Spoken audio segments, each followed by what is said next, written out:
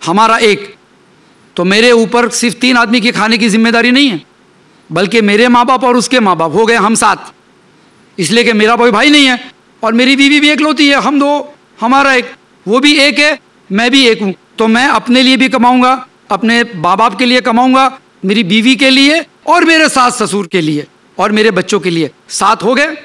اگر ہمارے دادا دادی زندہ ہے اور نانا نانی زندہ ہے اور اس کے دادا دادی اور نانا نانی زندہ ہے، تو 15 سے 16 آدمی کے اخراجات ایک آدمی کما کر کیسے اتار سکتا ہے؟ نتیجہ کیا ہوتا ہے کہ بدزن ہو جاتے لوگ، اسی طرح سے پھر بوڑھوں کو چھوڑ کے آ جاتا ہے۔ کچھ لوگ مرسی کلنگ کی آواز لگانے لگے کہ اگر کسی ضعیف آدمی کو موت چاہیے تو اسے دے دینی چاہیے، نعوذ باللہ، اس لیے کہ وہ ضعیف جب جوان تھا، جب اللہ اسے بچے دیتا تھا تب اس نے ایبورشن کرایا، اور لوگ اسی لیے ایبورشن کراتے۔ چین میں ہر سال 1,30,00,000 بچوں کا ایبورشن ہو جاتا ہے، 1,30,00,000 بچوں کا ایبورشن ہر سال۔ اور یہ بھی بڑا عجیب ہے، اللہ تعالیٰ فرماتا ہے اس کے بارے میں، سورہ فرقان کی آیت ہے، آیت نمبر 43 اور 44، اللہ فرماتا ہے کیا تم نے دیکھا اس شخص کو جو اپنے خواہشوں کا غلام ہے، اس کی حالت جانور جیسے ہیں بلکہ اس سے بھی بدتر۔ یعنی جو شخص اپنی خواہشوں کا غلام ہوتا ہے، اللہ تبارک و تعالیٰ فرماتا ہے کہ اس کی حالت جانور جیسی ہے بلکہ اس سے بھی بدتر۔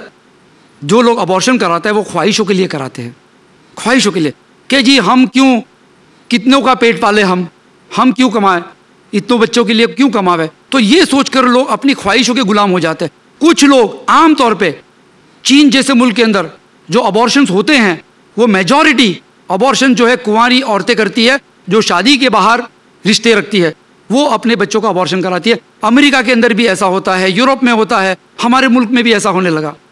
تو اللہ نے فرمایا خواہشوں کے غلام ہو، جانور سے بھی بدتر۔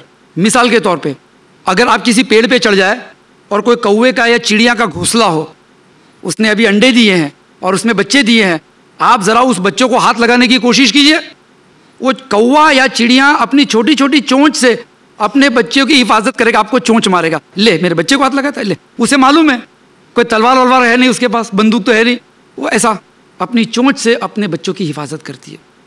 کوئی کتی اگر بچے جنتی ہے، آپ اس کے بچوں کو چھیڑ کے دیکھو، 14 انجیکشن لینے پڑیں گے، چھیڑ کے دیکھے آپ، لیکن نہیں کر سکتے۔ لیکن وہ ماں باپ جانور سے بھی بدتر، اس کتے سے بھی بدتر، اس چڑیا سے بھی بدتر، اس کوے سے بھی بدتر، کہ جو جاتے ہیں ہاسپٹل میں کہتے ہیں کہ ہمارے بچوں کو مار دو، یعنی ماں کا پیٹ اس کے بچے کے لیے کسائی کھانا ہو جاتا ہے۔ اگر یوٹیوب پہ آپ دیکھیں کس طرح بچوں کو مارا جاتا ہے، یعنی واقعی میں یہ قتل ہے۔ اللہ نے فرمایا کہ جانور سے بھی بدتر ہے، صحیح فرمایا اللہ نے کہ جانور سے بھی بدتر ہے۔ تو بچوں کا ہونا یہ اللہ کی طرف سے برکت ہے۔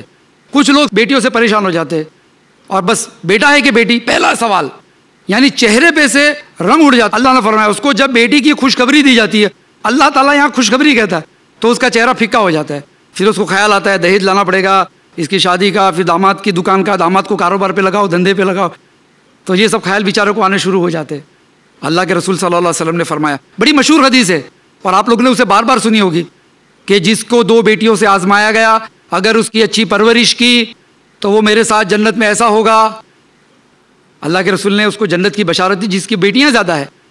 تو بیٹیاں ہوں بیٹے ہوں، الحمدللہ یہ شادی شدہ زندگی کی کامیابی کی علامت ہے، اس لیے کہ شادی شدہ زندگی ختم نہیں ہوتی ہے بچے ہو جانے کے بعد، بلکہ جب تک آپ دونوں زندہ ہیں تب تک آپ کی کامیابی ہے۔ اگر آپ کی بیوی مر بھی گئی لیکن اگر بچوں کی اچھی تربیت ہوئی ہے، دونوں میاں بیوی نے مل کر اگر بچوں کی اچھی تربیت کی ہے، تو وہ میاں یا بیوی دونوں میں سے اگر کسی کا انتقال ہو گیا تو بچے جو ہے ان کے لیے کامیابی کا سبب بنیں گے۔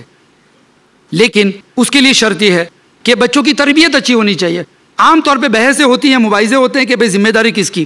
بچے جب چھوٹے ہوتے ہیں تو ماں کی گود میں اس کی تعلیم ہوتی ہے، تو ماں کی ذمہ داری زیادہ ہوتی ہے۔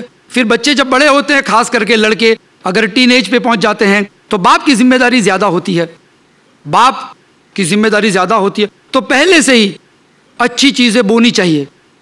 دیکھیے قرآن کے اندر اس کی مثالیں ملتی ہیں۔ سورہ لقمان کے اندر آج سے ہزاروں سال پہلے حکیم لقمان نام کا ایک شخص یہ اپنے بیٹے کو نصیحت کرتا ہے، اے میرے بیٹے شرک مت کر، اے میرے بیٹے اپنے ماں باپ کی عزت کر، اے میرے بیٹے یہ مت کر، غرور مت رکھ، تکبر مت رکھ، اے میرے بیٹے اے میرے بیٹے. سورہ لقمان سورت نمبر 31 آیت نمبر 13 سے لے کر 19 تک 7 آیتوں میں باپ بیٹے کو نصیحت کرتا ہے بچے بڑے ہونے کے بعد. یعنی باپ کی بھی ذمہ داری ہے, ماں کی بھی ذمہ داری ہے, دونوں کی ذمہ داریاں ہیں. تو جیسا بوتے ہیں شادی شدہ زندگی کی کامیابی میں ابتدائی وقت بہت اہم ہوتا ہے, اس میں ساری چیزیں آ جاتی ہے. ورنہ کیا بعد میں لوگ پریشان ہوتے ہیں, ویڈیو کیسے ڈلاتے ہیں, ڈی وی ڈی لاتے کہ دیکھے کہ بھئی ہمارے مسئلوں کا حل کیسے کرے. جیسے کہ لطیفہ سناتا ہوں اس وعدے کے ساتھ کہ آپ لوگ سند اور متن نہیں پوچھیں گے.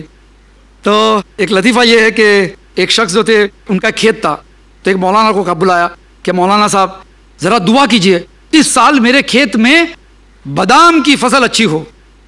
اب مولانا تو الحمدللہ دعا کرتے ہیں کہ اللہ ان کے کھیت میں بادام کی فصل اچھی ہو, اچھی نیک آدمی ہے, زکوٰۃ نکالتے ہیں, نمازی ہے, اور ہمیشہ دعائیں کرتے رہتے بیچارے. کچھ مہینوں کے بعد مولانا کو بلایا جاتا ہے. سیٹھ کہتے ہیں مولانا صاحب آپ کے تقوی میں فرق آ گیا. تو کیوں, آپ کی دعائیں قبول نہیں ہوتی. تو مولانا صاحب کا دل دھڑک گیا, کیا ہوا, کوئی طوفان آیا یا اناج جو ہے اکھڑ گیا, کیا بات ہے, فصل اکھڑ گئی, کیا بات ہے. تو کہتے ہیں کہ مولانا صاحب ہمارے کھیت میں تو چنے اگے, ہم نے آپ سے بادام کی دعا کرنے کو کہا تھا, ہمارے کھیت میں تو چنے اگے. اب مولانا صاحب بھی بیچارے اپنے گریبان میں جھانک کر سوچ رہے ہیں کہ ایسا کون سا گناہ ہو گیا کہ بادام کی دعا کی اور چنے اگے. پھر آہستہ سے پوچھتے ہیں کہ جناب آپ نے بویا کیا تھا؟ چنے بوئے تھے. بعد میں غلطی کا احساس ہوا, مولانا اسی لیے تو کہا آپ سے دعا کرو کہ آپ ہمارے لیے دعا کریں کہ بادام ہو جائے چنے کے بدلے. تو جب شادی شدہ زندگی کی ابتدا ہوتی ہے اس وقت بادام بونی چاہیے. اور اگر آپ لوگوں نے, میں نہیں کہتا ہوں کہ چنے بوئے ہوں گے, اس لیے کہ الحمدللہ چنے میں بھی وہ طاقت ہوتی ہے. کہنے کی بات یہ ہے کہ آج اگر آپ شادی شدہ ہے, کسی کی شادی کی 10 سال ہو گئے, 20 سال ہو گئے, نو پرابلم, آپ قرآن پکڑ لیجئے, تھام لیجئے قرآن کو, اس کی تعلیمات کے ذریعے اپنی زندگی کے اندر تبدیلی لانے کی کوشش کیجئے, اور اپنے اہل و عیال کے اندر بھی تبدیلی لانے کی کوشش کیجئے.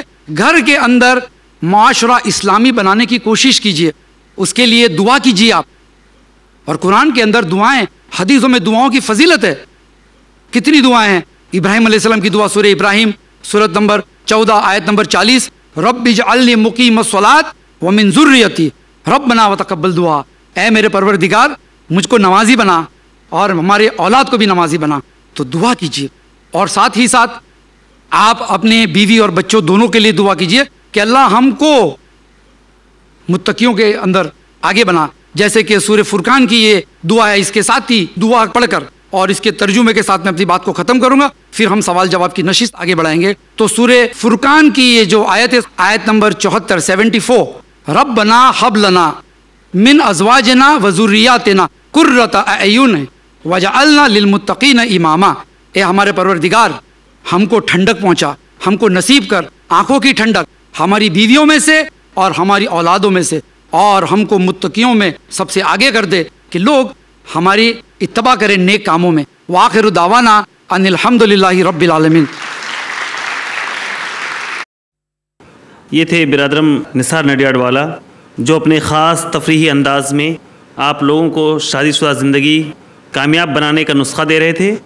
سارے نسخے سننے اور جاننے کے باوجود بھی اگر کسی شخص کی شادی شدہ زندگی میں کوئی کڑواہٹ باقی ہے تو نثار بھائی کے سامنے اسے بیان کریں. نثار بھائی انشاءاللہ آپ کے سامنے آپ کی شادی شدہ زندگی کو خوبصورت, عمدہ اور پربہار بنانے کا طریقہ بتائیں گے. لیکن میں پھر آپ لوگوں